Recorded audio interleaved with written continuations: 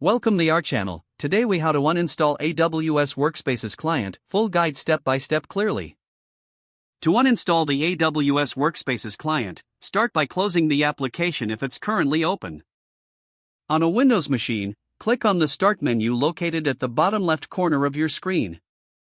Select Settings from the menu options. In the Settings window, click on Apps to access the list of installed applications. Scroll through the list or use the search bar to find Amazon WorkSpaces client. Once you locate it, click on the application entry. You will see an Uninstall button appear. Click on Uninstall to begin the removal process. Follow any prompts that appear to confirm the uninstallation. After the uninstallation is complete, you may want to restart your computer to ensure all components are removed. For macOS users, begin by exiting the AWS WorkSpaces client if it is currently running. Open the Finder from your dock. In the Finder, navigate to the Applications folder. Locate the Amazon WorkSpaces client application within the folder. Right-click on the application icon. Select Move to Trash from the context menu. To permanently delete the application, right-click on the trash icon. Select Empty Trash to complete the uninstallation. If you encounter any issues during the process, consider referring to the official AWS documentation for further assistance.